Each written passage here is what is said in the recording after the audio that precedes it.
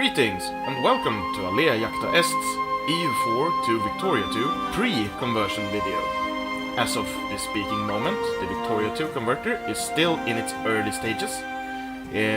I'm guessing at least a few more weeks until I can use it. So, I spent some time making changes to the world that I think make sense, and in this video I will show them all to you.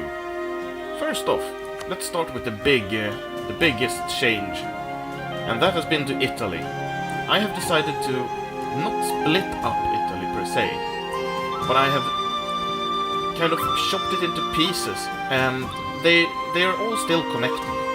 As you can see, Italy has the following vassals: Denmark, Norway, Greece, Lithuania, Toulouse and Astrakhan. And do not worry, because these are not the final names. I split these territories off because I find it hard to believe that they would have centralized enough to keep it all under their banner, especially seeing as most of it isn't even connected. And Italy is not an absolute monarchy, they are a constitutional monarchy.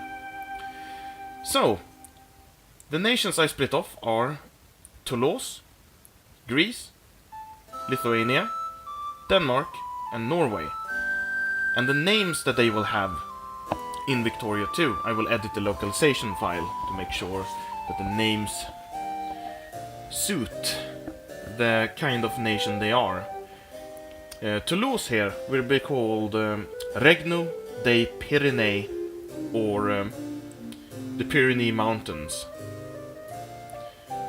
Greece here will be called Territori Greci, or the Greek territories. Greece does not have cores on all of its provinces, as you can see, and Byzantium has a lot of cores on Territori Greci. So I'm hoping to see conflict brew here. Unlike Toulouse here, where Toulouse is the only one who has cores on Toulouse, so they will probably stay very stable. Well, except for Burgos. Lithuania here is going to be called Il Baltico, or the Baltics, well, the Baltic states. It's an entirely Italian state, and I forgot to mention, all of these states are ruled by a member of the Bonifaci family. Bonifaci. Then we have Norway and Denmark.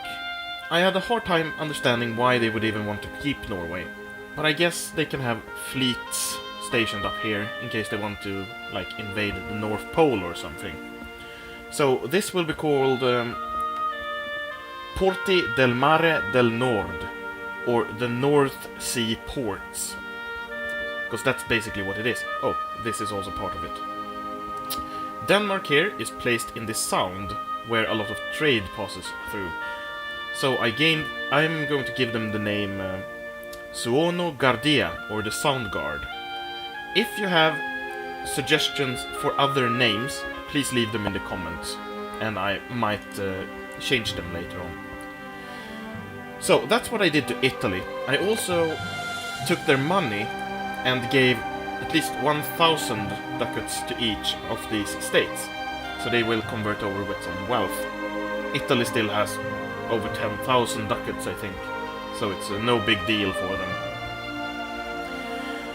So, some other changes I did.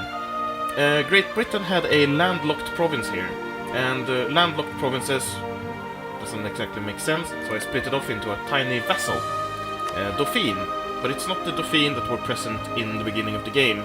It is, let's see, it's a Norse Protestant country. It used to be, I think, Frankish or Occitane. I also made the... Oh yeah, I forgot one of the Italian states. Astrakhan. Sorry about that. Astrakhan will be called Domini Tartaro, or the Tartar Dominions. Unlike all the others, let's see.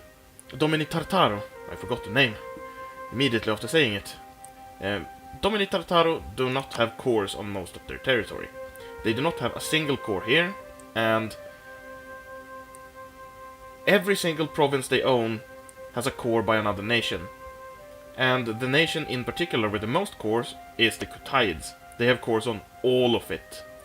Because they feel offended by the fact that Italy has made a protectorate of their people. So they want to reclaim it, and I'm hoping that will spawn on conflict. I also made Siberia and the Mongol Khanate be part of the Kutaids. I only made them the controller though. They do not have cores on Siberian provinces here. They might get them during Victoria, but there's a chance that Siberia may spawn from these. It's just more pleasing to the eye to have it like this, in my humble opinion. So I also gave some cores to Ruthenia to retake the rest of the Gonbadid lands and to connect their territories. As you can see here, I gave them a lot of cores and claims. But that's only because it makes sense. I gave Byzantium a claim on Constantinople because I find it weird that they would even give it up from the very beginning. So, the last few changes I did in the New World. I added cores for Canada, along the northern part of Canada here, and I added cores for Quebec, along the southern parts. They had cores already, but they were like concentrated in this area here. So, like, there were no cores here and stuff. Also, the Victoria 2 converter removes all tags without cultural backing. So I simply edited Canada and Quebec. I think that's Quebec, yes. I edited them to have Norse as their primary culture. That will make them stay when the game is converted. I fixed the Iroquois culture that you may have seen was missing in the Interregnum report. So I added it in again, Iroquois, and there's a Huron province here. I didn't need to change anything else though, I think. Oh, I see one more thing I have to change. Anyway, that's easy. I added in some cores for the United States, for this part here, and I added in cores for Louisiana on the rest, because Louisiana had like cores on everything but 4 provinces, and then there were provinces here that had no colonial cores, and seriously it doesn't make sense. So I just neaten out the core borders a bit. I didn't do much here. I gave Brazil claims on the entirety of Brazil, or I gave it claims on the entirety of Metartid Brazil, not Asturian Brazil. Did I do anything else? Yes, I did change some cores here as well. I gave Frisia some cores on German lands here, just to neaten out their borders a bit. I do not think that Frisia will be a big power. They will probably get partitioned and eaten, seeing as they're already in a very subpar state, unfortunately. So, these are not the final changes. If you have suggestions or comments, please leave them for me to take into consideration. And yeah, if I have any more major changes, I will probably update the description of this video. So, let's hope that the Victoria 2 converter comes out soon enough, because I can't wait to start playing. For now, I'll see you again soon.